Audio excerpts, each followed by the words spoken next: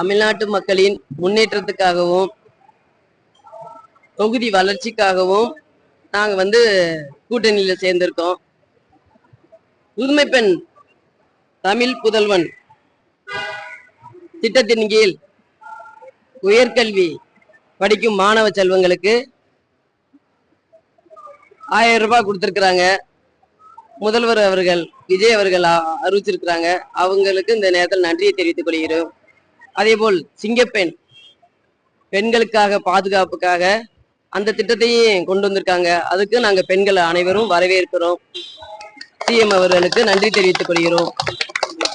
அதேபோல் பெண்களுக்காக 1000 ரூபாய் அறிவிச்சிருக்கிறாங்க. இதற்கு முன்னால் அரசு கொடுத்து கொண்டிருந்த அறிவிப்பை திரும்பவும் அறிவிச்சது எங்க பெண்கள் எல்லாருக்குமே பெருமையாகவும் மகிழ்ச்சியாகவும் இருக்குது. அதையும் நாங்க வரவேற்கிறோம். நல்ல ஆட்சி மலரும் என்று எல்லாரும் வரவேற்கிறோம். நன்றி நன்றி.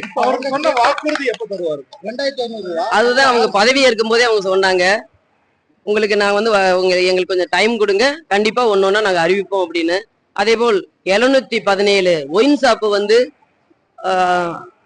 வழிபாட்டு தலங்களிலும் ஸ்கூலு காலேஜ் பக்கத்துல இருக்கிறத 717 ஒயின் ஷாப்பை மூடி இருக்காங்க. அதே ஒரு பெரிய மகிழ்ச்சி தானே எல்லாருக்குமே. குடும்ப பெண்களுக்கெல்லாம் அது வரவேற்கத்தக்கது.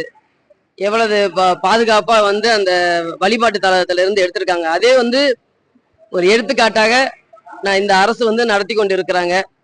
நாங்க அனைவருக்கும் நன்றி தெரிவித்துக் கொள்கிறேன். நன்றி, வணக்கம். அப்படிலாம் இல்ல, எல்லாம் நாங்க ஒண்ணு சேர்க்கதான் நாங்க ஏற்பாடு நடந்துட்டு இருக்குது. கூடிய சீக்கிரம் ஒன்று சேர்ந்துரும். நாங்க கூட்டணி தான் சப்போர்ட் தான் நாங்க பண்ணியிருக்கோம். ஓகே, நன்றி நன்றி.